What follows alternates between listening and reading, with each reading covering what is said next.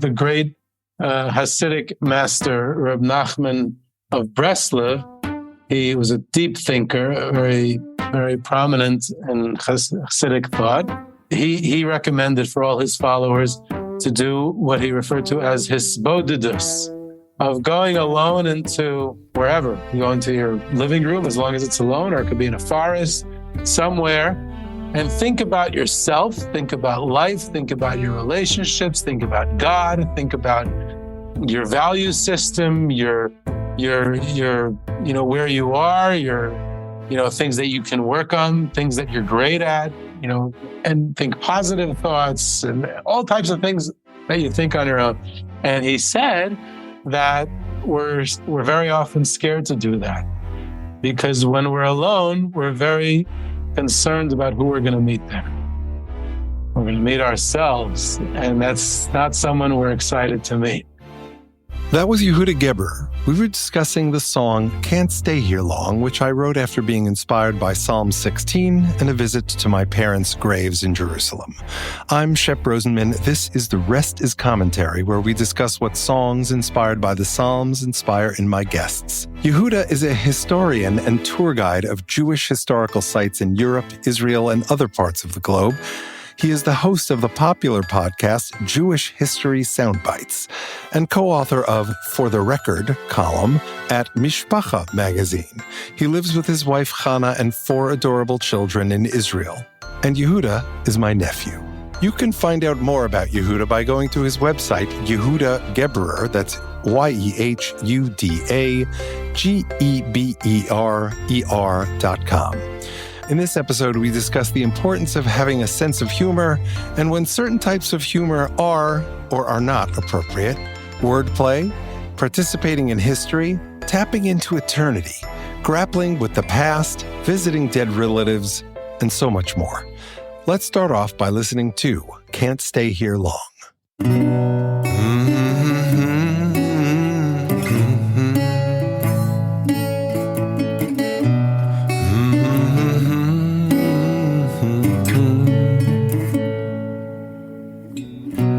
Zigzagging up the edge of this mountain, always bear right at the fork in the road. Park on the gravel, a dusty white fountain, visiting mom and dad's final home. Address in my pocket, I know the way by heart. Get out of my car and out of my head. Guilt for my absence, I've made it an art. Sad for my losses and things left unsaid. I can't stay here long, bills need their paying, dogs need their walking, and the customers wait. I can't stay here long, our talks are entertaining. I'll see you next month at your graveyard estate.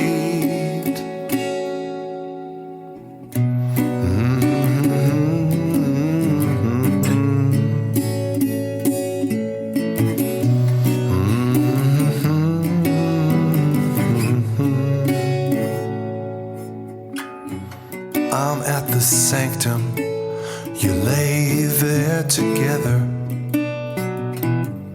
Pillows of poetry, stones are your clothes. You both look the same, if a tiny bit weathered. I have many sorrows about your repose. I can't stay here long, bills need their paying, dogs need their walking, and the customers wait. I can't stay here long, our talks are entertaining.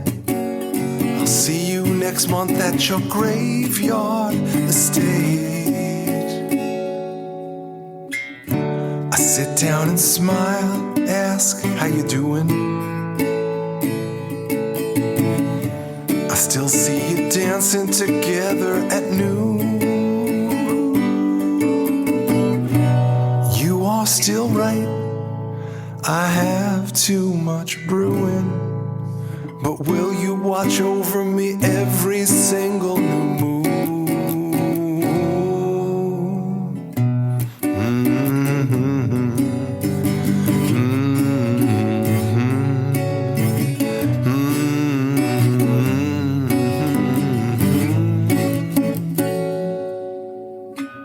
Walk backwards 4 paces, I can still see you resting. A tear and a prayer, I'm ready to go. Wash hands at the bottom, my insides are wrestling. Drive out of the gate, my taillights aglow. I can't stay here long, bills need their paying. Dogs need their walking and the customers wait. I can't stay here long, our talk's entertaining. I'll see you next month at your graveyard estate. I'll see you next month at your graveyard estate. I'll see you next month at your graveyard estate. Here's my spiel. In the same way that I was inspired to write songs generally, but this song in particular, which is variously called A Tiny Bit Weathered or Can't Stay Here Long, I offered that song to you in hopes that it would inspire something in you, whether questions or comments or love, loathing, hope, hatred, or anything else. And so I invite you to kind of speak freely and, let's go wherever your curiosity took you and we'll go from there. I have my notes open and your lyrics and source sheet open. I'm very well prepared. Awesome. That's great. You do this for every song. So it's probably like, it might even be boring already. For me, this is my first time. So it's very exciting. It's very exciting for me too. The ability to kind of connect with people is kind of what this is all about. And using what I write, inspired by what the psalmists wrote, is an amazing way to kind of get into conversation from my perspective. You gave me a list of a few to choose from.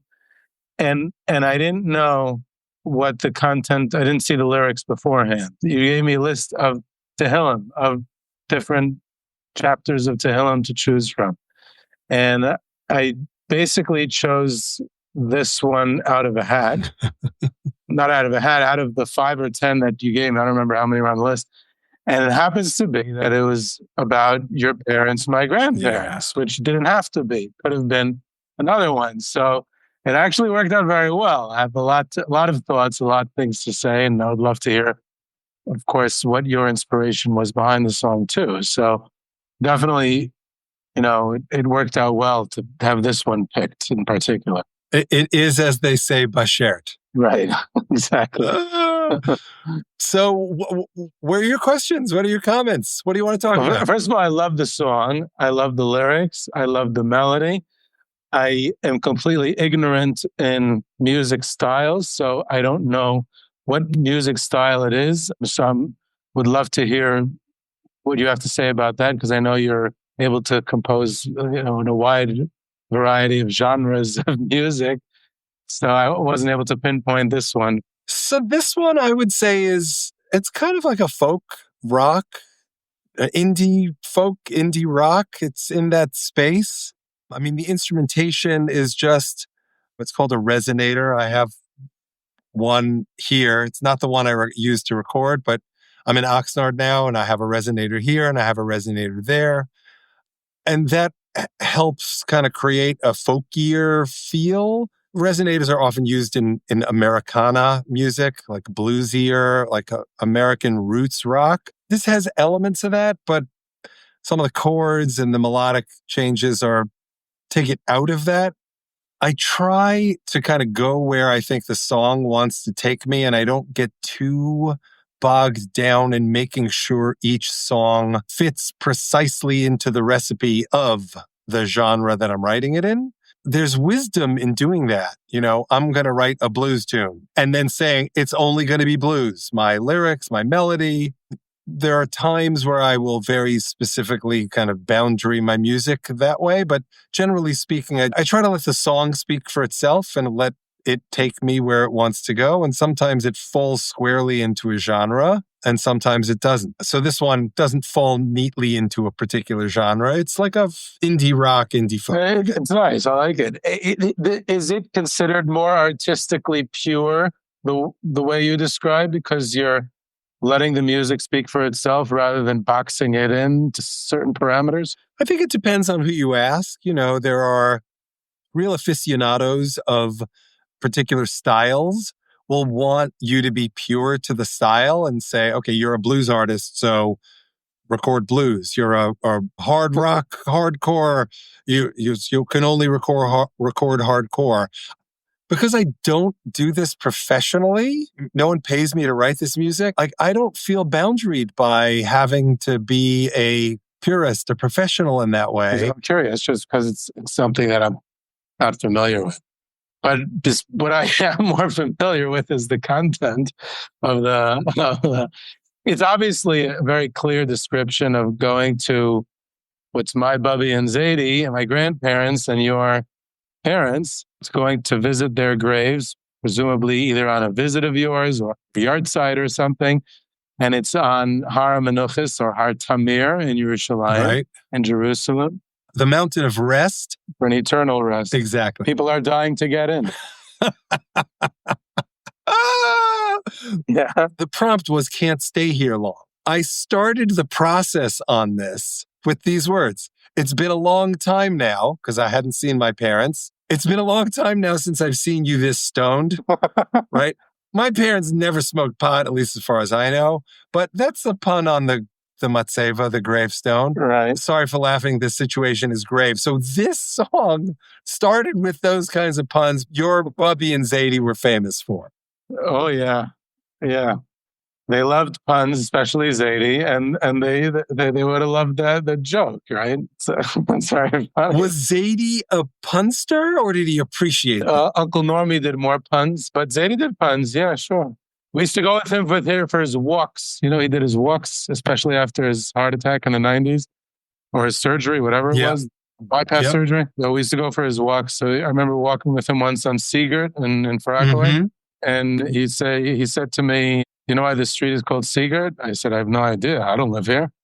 He said, "Because there was once a guy who was walking with his girlfriend on the boardwalk here, and her name was Gert, and he lost her. So he went around asking everyone, 'Did you see Gert? Did you see Gert? Did you see Gert?' So they named the block Seagert, and that was the type of puns. I do that with my kids still today.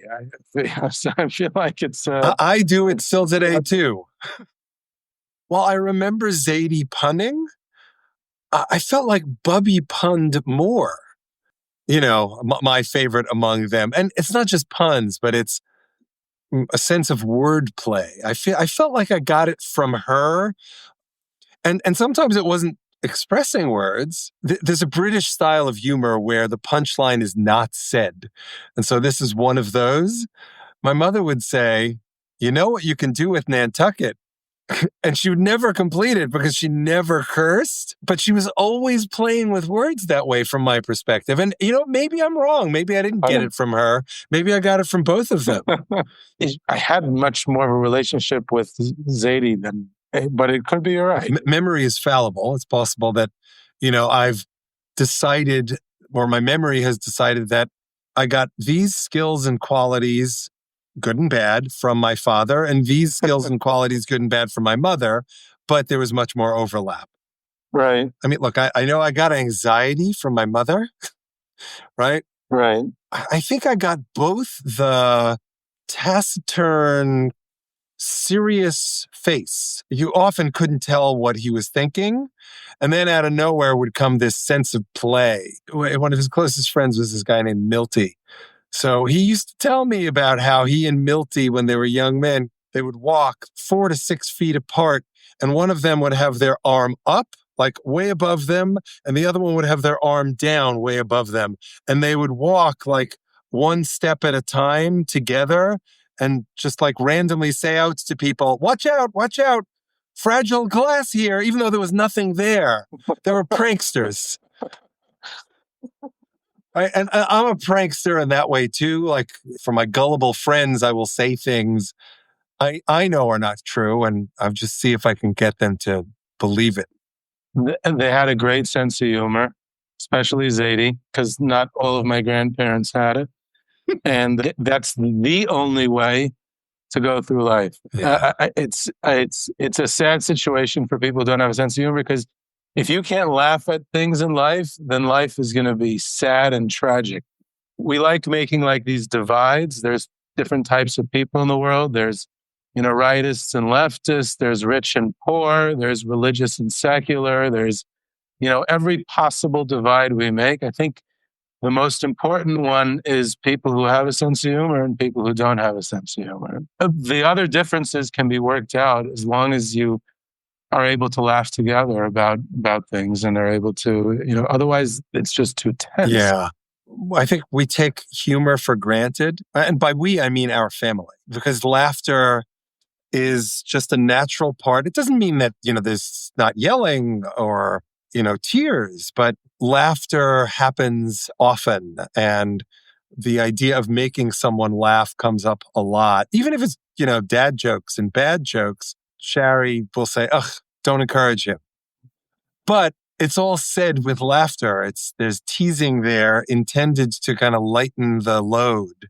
Right. And Zadie's sense of humor, by the way, was, whereas Normie he was like a comedian funny. He would tell jokes all the time. He had a little black book that he used to write his jokes in. Unfortunately, it got lost after his death, or perhaps before.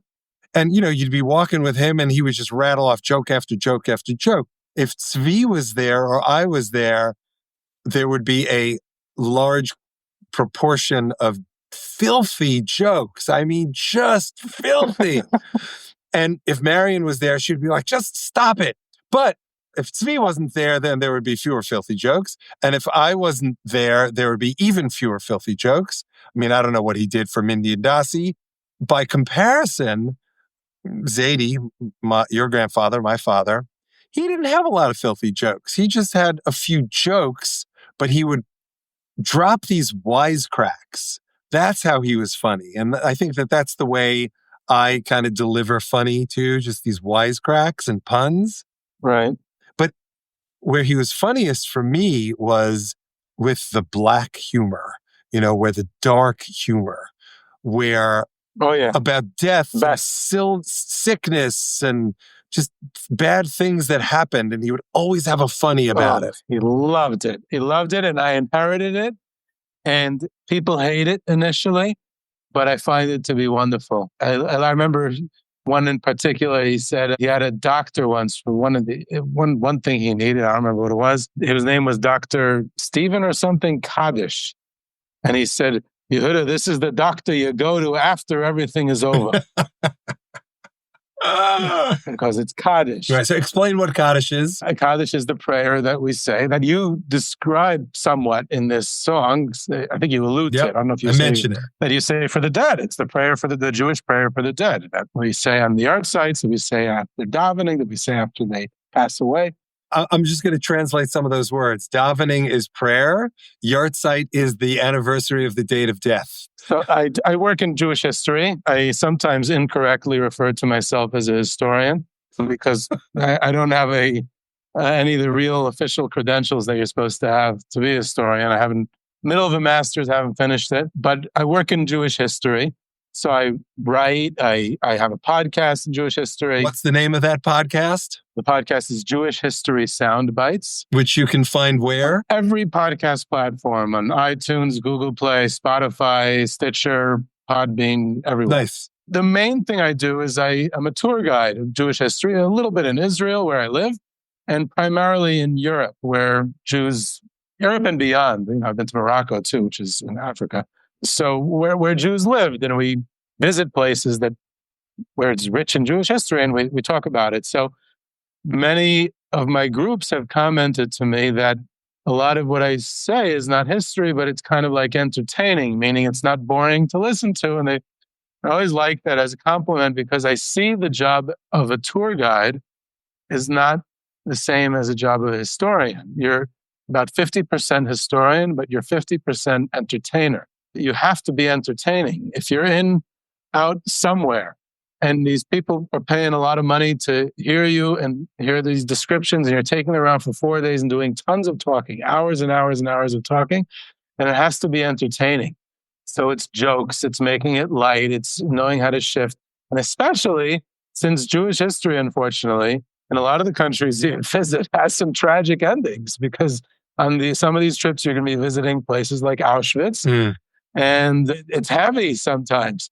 So you have to be able to lighten it up. You have to be able to use black humor also when it's appropriate. At Auschwitz? Either before or after. And if it's really necessary, you can do something light inside also. You obviously have to read the group, and you have to be able to be smart about it. But that's definitely part of the job description. Wow. How do you know when to make the joke before, after, or at Auschwitz, and when not to? And is the joke something that's in the moment, or do you have a roster of them that you bring in? There's a certain how do you say that? Spontaneity. Yeah. I'm Israeli. I have to work on my English. Your English is great. So there is that moment, and there are definitely some jokes that you review. It's more about reading the crowd and reading the moment. It may be necessary. It may be extremely inappropriate, so you don't say anything. Some groups take it more seriously. Some need to lighten up a little bit. It really depends on, and that's that's maybe a third part of the job: historian, entertainer, and also being a tactful people person that is able to, in the moment, read the crowd and change gears, shift, into transition into different moods. Really, like that. You have to be quick. It's called being an organizational psychologist. Okay. Are there parameters? Are there places you can't go? Or are there places that you bedafka specifically have to go when you're seeking to lighten the discomfort by creating an uncomfortable joke that people will understand as humor? There are certain parameters. There's, I follow, I think what's accepted to call the Abraham Lincoln law of humor, that there are certain things you don't joke about. I follow that rule. There's red lines. So you don't joke about the black humor. Doesn't mean you're joking about the Holocaust. I would never joke about the actual death or the crimes or the victims, God forbid. It's more about lightening an atmosphere, making some sort of other comment. So, you have red lines. Do you check in? So your spouse, your wife, is a therapist, psychologist of some sort? Social worker. I wasn't sure what the titles are in Israel. Do you check in with her on these kinds of issues? Yeah. And she usually disagrees with me. And do you take that disagreement as, okay, I can go there, or, I better not go there? It depends. Sometimes I back down, but sometimes I hold. Sometimes I should really always listen to her in anything at any time. But why is that? And I know that we're a little bit playing, but it's also serious. Yeah. Because Chana, that's my wife. She's smarter, very, very perceptive people and society and codes and social rules and she understands kids and education, anything that's important in life. She just got it better than me.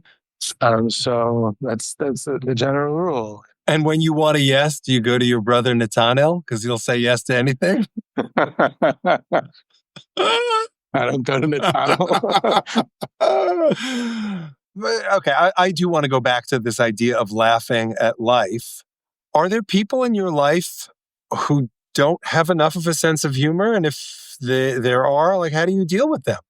First of all, there's loads of people in my life with a challenged sense of humor. So, of course, the way I deal with it is my ground rule is the same way I've read lines. I obviously don't make jokes about inappropriate things. So my other red line is I'll never do anything knowingly to offend anybody.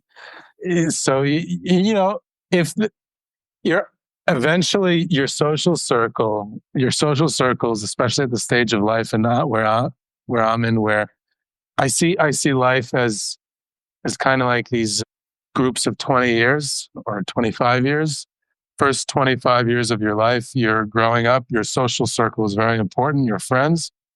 The second 25 years, you're very much focused on career and raising a family, at least in my case. Same here. I think a lot of people like that. So your friend social circle plays a much less role. It comes back eventually when your kids are out of the house and married and whatnot, and you're on a golf course in Florida or wherever you end up when you're 65. So then all of a sudden friends mean a lot again, because that's, it becomes a stronger component of your social life. Right now, you're really, really picking and choosing. You don't have that much time and energy for social life.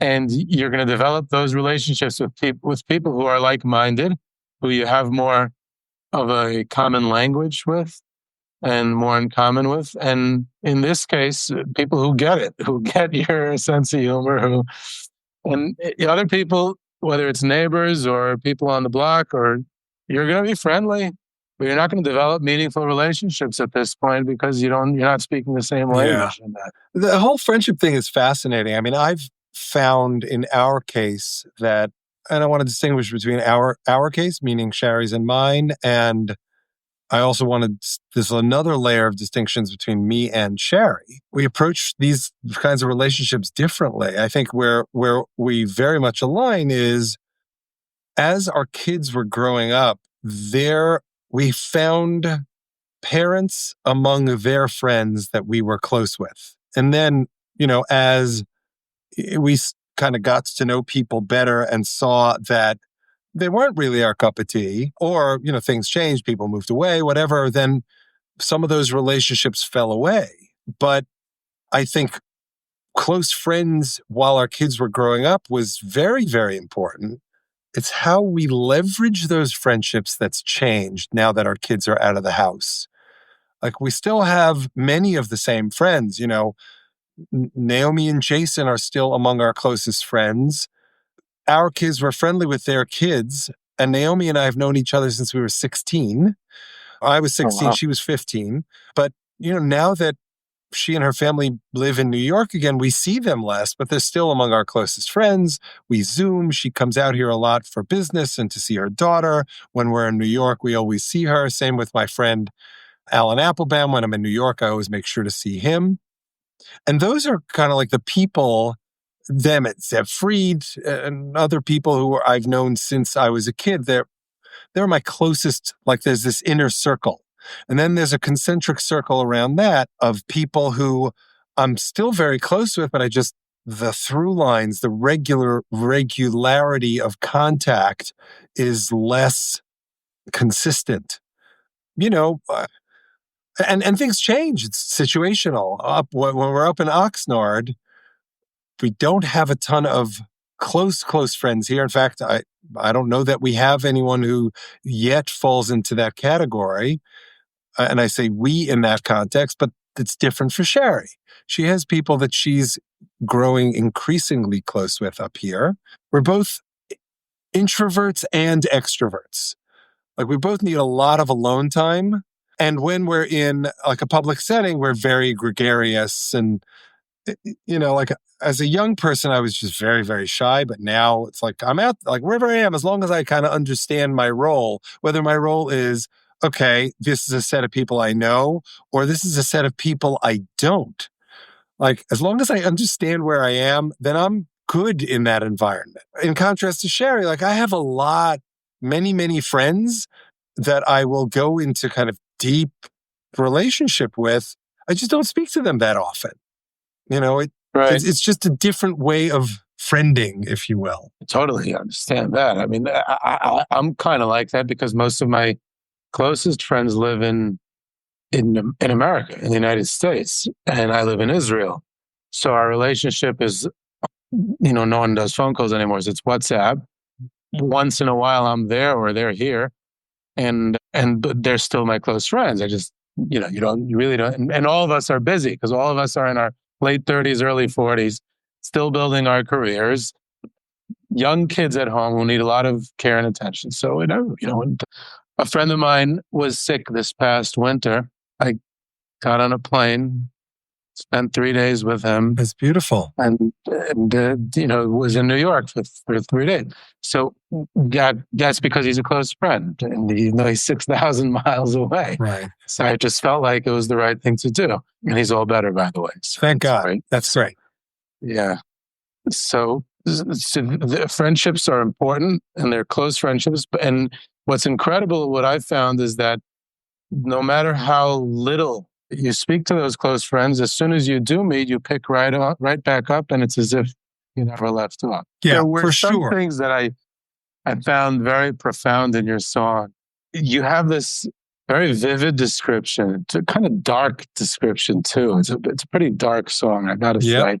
What led me to say is that, okay, the reason it's dark is because, first of all, it's a cemetery, it's death, and it's your parents, which, there's the death of the parents and all the baggage and everything and memories and all that comes together. So it has to be dark. It's not going to be a lightish. By the way, it's funny because one of the tours I do in Israel is I go on a history tour of Har HaMenuchos.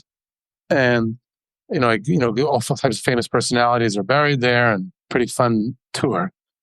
And so I'm there all the time. It's because it's history. It's not like a morbid thing. It's like pointing out who these people were and what their accomplishments were and things like that. But I haven't, it's always like you're in work mode. You know what I mean? And so I haven't been by your parents in God knows how many years. I can't even remember. So it's funny that like I'm in that cemetery all the time and I haven't been there. But the general vibe of the cemetery. And what it got me thinking was, why do we visit?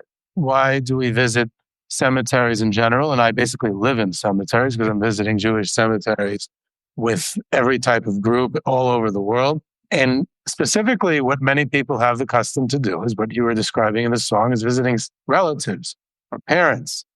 Why do we do that? What pulls us there? So I was trying to grapple with that a little bit. And what I thought is unbiased, because I think in the context of my job that it's a means of connecting to the past, whether it's in a personal way to your parents, grandparents, or it's in a collective way of, great people, historical figures, and we want to, see something tangible and hear about their lives and their legacy and things like that. So it's a means of connecting to the past, anchors us in some sort of value system or legacy or history. And, in a sense of continuity. And I look at myself and I can contemplate, well, maybe I'm continuing this legacy in my own way.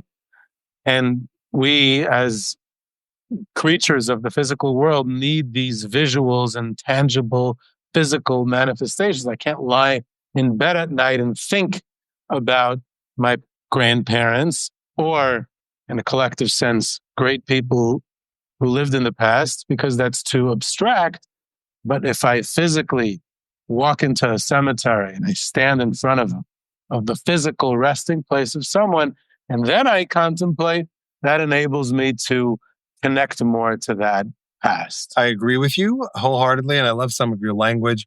touching legacy and continuity. When you go to visit Bubby and Zaidi or a founder of Israel or Maimonides or whomever you're going to see, it's a way of concretizing, literally concrete with the matzeva, the headstone, the loss. And you're experiencing a moment of palpable difference. Because when you're at home on your couch or in front of your computer and say, I'm really impacted by the Rambam, it's different than when you look at the Rambam's headstone and say, wow, he lived in Egypt and Spain and landed in Israel at that time. It makes the experience much more concrete. I think that right, that which aligns very much with what you're saying, is really just an amplification of it.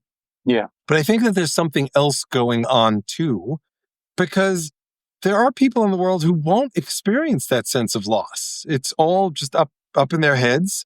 And they say, the Rambam, lived in the 13th century. Is that right? 12th century, something like that? Yes. So, that was a long, long time ago. I don't really feel it. Yeah, I've read the words of the Rambam, but I've separated the words of the Rambam from the Rambam himself. I am going to honor the Rambam. It's not about feeling, it's about feeling a sense of obligation to honor what the Rambam or your grandparents or, whoever died that it is you're going to visit. It's about honoring them, even if you're not feeling anything. You're just feeling like, I'm doing something good for them. And a lot of that has to do with what your spirituality is, your theological and other views are about what happens when your body is no longer walking this earth. Is there a spirit? Does your body transform into something else? Are there Gilgulim, reincarnation? Depending on your view there, you may have a different view of what function it serves to go visit someone at a cemetery. Right. But certainly from my perspective, the language that you use that most impacted me is you are continuing the chain. So whether you're visiting non-family, which non-family members are buried at some of them, just give me an example from Haram Nuchos. Reb Moshe Feinstein. Okay, so whether you're continuing the chain of his learning by explaining who he was in the constellation of rabbinic greats throughout history, or you're specifically saying Reb Moshe Feinstein was important in the 20th century because when you're giving over that history, you're not just giving over history. You're placing your listeners in a context and you are explaining to them how that has impacted them today. Exactly. Which is why the idea of going to a cemetery is honestly, it's no different than going to the place where Moshe Feinstein grew up, or the yeshiva he learned in, and going to the seat that was his seat. When you're a young person, you don't always think like this. You don't understand that you are participating in history. Some people do. I did not. So you know what? I'm not going to make it about anyone but me. I had the privilege to play engagement parties at YU and have Reb Chaim Soloveitchik, that's the brother who taught at YU. Well, there was Rabbi Yosef Dov Soloveitchik, and his brother was Rabbi Aaron Soloveitchik. So I don't remember which one it was, and that says something. But one of them came down to complain about the noise at the engagement party. Like, if I knew that he was upstairs wherever he was, might I have behaved differently, or might I have had a snotty teenager attitude that said, this is my friend's engagement party, I'm playing at it. I didn't have the context then. Similarly, I played some gigs as a young person. I don't know if I was in my teens or my early 20s at 770 Eastern Parkway, right? Is that the address? Oh, wow. That's the address. Right, so that's the headquarters for Chabad Lubavitch worldwide. And I had the opportunity to stand in line and get $1 from the Rebbe. I had a friend I was going to meet in the city and it was taking too long, so I left. Put it in context. I don't have a lot of regrets, but I regret not getting the $1 from the Rebbe. Right. Not, you know what? I have two regrets there. There's one that I didn't get a bracha, a blessing from the Rebbe, but also that I didn't have the experience. They're two separate concepts there. Yeah, the experience is on its own merit. Yeah. I end off every single trip I ever do. I tell the group, My hope is that at the end of this trip, we go back to our lives, families, communities with a commitment, with a greater commitment to that the chapter of history that we're writing currently is no less glorious than any of the previous ones have been. Because our lives are simply writing, whether we like it or not, the reality of our lives is that we're writing a chapter in history. Yep. And we might as well make it a good one. Early on, because there were many people around me who, were angry and frustrated and willing to express that a lot, and this is certainly true of people I've worked with, I really try to inhabit, I forget the first part of the phrase in Hebrew, to greet kol adam b'sever panim yafot. Encounter every human with a... Right. It means like with a pleasant face. Just... The root of the word sever is the same as svara. I would imagine. Right? So, yeah, I honestly so svara is a logic with a logic of a beautiful face. It doesn't mean logic, but it's this very kind of strange formulation. The point is, come to the world with a smile. Assume the best. Right. Welcome people. It's not like I don't think this is true anymore, but like the classic kind of New York attitude of the 70s where, you pass someone, they wouldn't say hello, they'd growl at you if you said something to them. The New York that you grew up in. For sure. And by the way, look, my father was a growler, People would come into his store. Yeah. He was the face of customer service. And, he would be short with people. And that's just not how I consider doing customer service. And perhaps some of my attitude about this is learning from observing what not to do. Now, to be clear, my father wasn't always that way. With customers he liked, he was as solicitous as he could be. With the pains in the tuchus, or the people who were mean or the people who were trying to take advantage, he was a brawler, so he would brawl. So what else are you curious about? The chorus, I loved it. I loved it because you can't stay long because there's bills, there's clients, there's life. And basically what we're saying is we go through this all day, not just when we're in the cemetery. Yeah. We're up against things that require contemplation, things that are heavier, darker. And we say, no, I can't handle it. I can't bear the past. I can't bear the silence of a mountain, of a place like that. I can't bear the sound of silence. I can't bear the things that are left unsaid. You allude to things left unsaid. Things left unsaid hang in the air. Yeah. And they haunt us. So we want to run back to those bills. It's we can't we can't stand with guilt. Sometimes there's guilt involved. And it's imperative that we return to reality. Yeah. And reality is bills and clients, customers, life. We need that distraction. And the great Hasidic master, Rebbe Nachman of Breslov, he was a deep thinker, very, very prominent in Hasidic thought. He recommended for all his followers to do what he referred to as hisbodidus, of going alone into wherever. You go into your living room, as long as it's alone, or it could be in a forest, somewhere, and think about yourself, think about life, think about your relationships, think about God, think about your value system, your where you are, your things that you can work on, things that you're great at, and think positive thoughts and all types of things that you think on your own.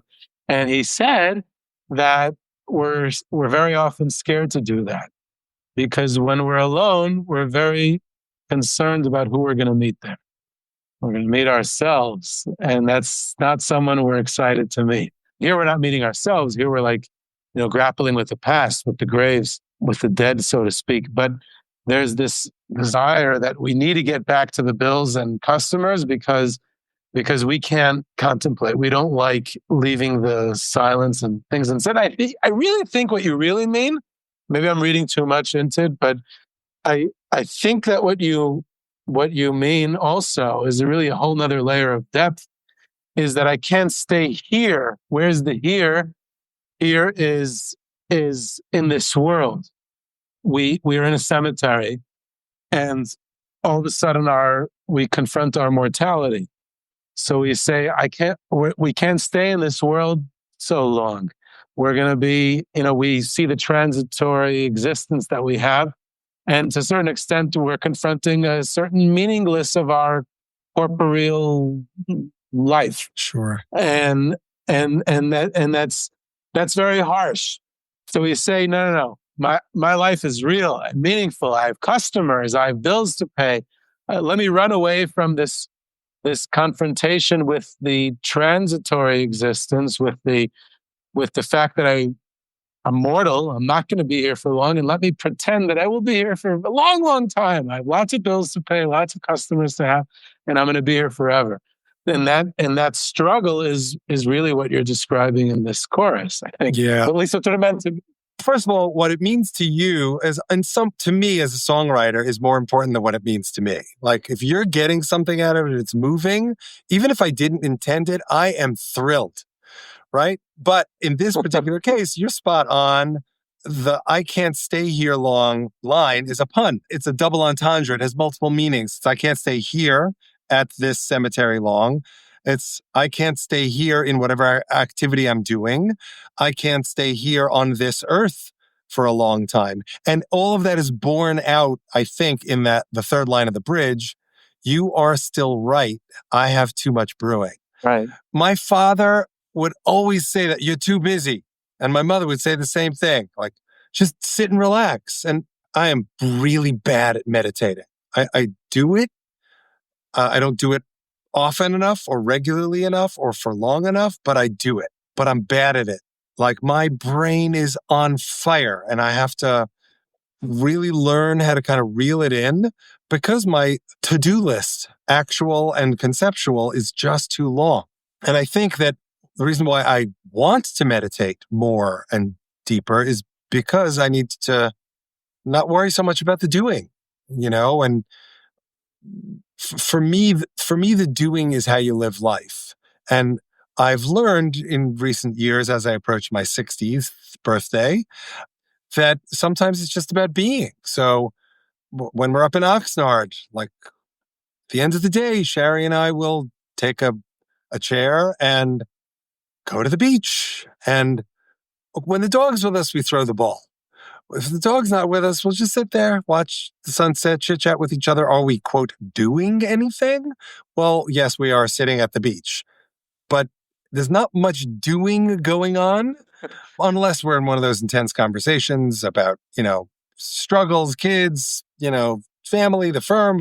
But by and large, that doesn't happen at the beach because we are decompressing. And then, of course, when we come back from the beach, there's dinner, there's maybe some TV. And, if Sherry and I are watching bad TV, I'm down here writing music or recording or editing podcasts or working. We take this moment to just be. Then we go back to it. Like, I can't stay here long. The customers wait. And I use customers because my father had customers. I have clients. Customers sings much better and the client, like, dogs need their walking and the clients will wait. Just don't like it. Customers works better. But I think that these moments where you take the break, whether it's in your living room or in the forest or at the beach or you're meditating, that's an important part of life too. To the extent that legacy is important to you because you want someone else to touch your legacy. And that's what this project is all about. I was trying to figure out how it's connected to this chapter of Tehillim, the 16th chapter of Tehillim. Mm-hmm. So I know obviously that the custom is to recite this chapter of Tehillim when one visits a cemetery, especially when one visits parents in a cemetery. So that's the obvious connection. Yep. But I did take note, because you shared it on the source sheet also, that several times in this chapter 16 of Tehillim, it describes a way of tapping into eternity by connecting to God, by tapping into godliness. Mm-hmm. It says it in the 5th pasuk, Hashem enas chelki.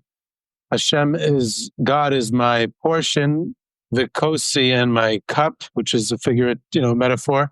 Ata tomich early, you support my destiny, basically.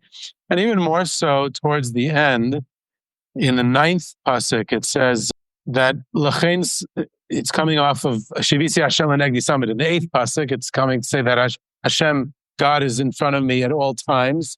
There's this omnipresence of God together with me. And then the next pasuk says, L'chein, because of that, as a result of the fact, Samach libi, my heart is happy, Vayagel kavaydi, and this glad, it's a poetic form of repetitiveness. Af besari yishkain levetach. So even if besari is my physical body, yishkain will lie, obviously after I'm dead. Levetach, it's okay. It's going to be secure. It's going to be safe. Right. Why? And it continues, and I'm not going to go ahead and translate everyone. It's a little too choppy that way. But basically what it says is after that, and to end off this psalm, this chapter, it says because there's this eternity. There's this eternal satisfaction. There's this eternal pleasantness because of the connection to God. And I feel like one of the big ideas, again, in Hasidic thought is that God has this Ein Sof, he's called, is this eternal light, eternal being. Yeah, Ein Sof literally means is without end. Without end, right. And we can be eternal. We don't have to be mortal. We can be immortal. I can't stay here long, like we said before, about this struggle that we have, that we're contemplating our own mortality, and we're confronting the temporary, transitory state of our existence on earth. And there's this comforting thought in this, expressed in this chapter of Tehillim, that we could be transformed from the material and the limited to something which transcends limitations of time and space and meaning. And that might be the answer to the darkness expressed in the chorus. We're running.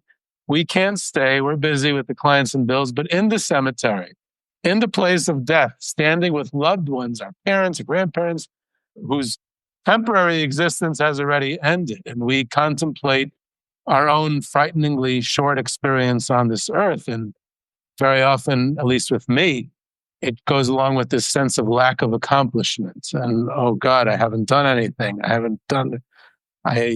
wanted to do, I have this long list of things to do, and I'm not doing anything. How many hundreds of episodes have you produced? All right. Yeah, that's good. That's also comforting. That's also eternal, right? The recordings last forever. Right. But at that moment, we recite this specific psalm, which is a sense of comfort, that we can tap into eternity and give meaning to our existence by connecting to something greater than ourselves, and lift ourselves up by being cognizant of this reality. And we have this soul, which is godliness, and we behave like that. We have this power, and that can also help us. I was listening to one of these podcasts, I don't remember which. You can give meaning to people around you by being nice to them. So even if your life might not have any existential meaning, but you can give it meaning by being nice to other people. And it gives you serenity and happiness, peace of mind, because now you're doing something eternal. You're doing something greater than yourself. Well, I think that is the core message of this Tehillim. And that last line underscores that. Ne'imos, that which is pleasant, na'im, bimincha netzach. Now, netzach, the translation that Sfaria has up here doesn't do it justice. It says bimincha, in your right hand, but delights are ever in your right hand. Ne'imos bimincha netzach. I would translate that as the pleasantries, the being nice, presumably to yourself and to other humans, are what you'll hold up in your right hand as evidence of netzach, victory. That's how you emerge victorious from life, by being pleasant. It's the same as b'sever panim yafos. Right. Now, that's probably a bit of a drash on the verse, but otherwise kind of it doesn't make sense. Nice things will emerge in your hands. Right. What? Yeah. It has to be telling you, be nice. The work of your hands should include being nice. And whether it's typing on a keyboard, whether it's clicking record on a podcast, whether it's walking down the street and saying hello, that's how you maximize, as you put it, the frighteningly short time on earth. It's connection. That was great. I loved it.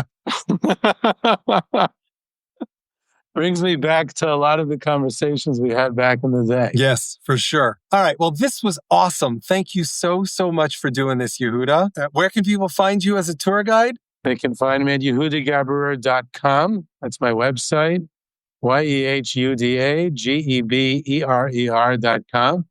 Or just email me, Yehuda at yehudageberer.com. Awesome. I love you so much. I'm so glad we get to have talks like this. I love you. Both recorded and just like this. Thanks so much for listening. Special thanks to Emil Stern and E. Rose for their help in producing this episode, and to Jessica Chana Swedler for her help on social media. You can find Can't Stay Here Long and all of the other songs in this song cycle on most platforms that stream or download music, including Spotify and Apple. In the next episode of The Rest is Commentary, I will be talking with writer-director Anne Pinheiro Guimarães. We're going to talk about the difference between being reflective and being judgmental, dealing with judgmental people, strategies for not being judgmental, being kind to yourself, where creativity comes from, strategies to add juice to your creativity, and so much more. Please join us.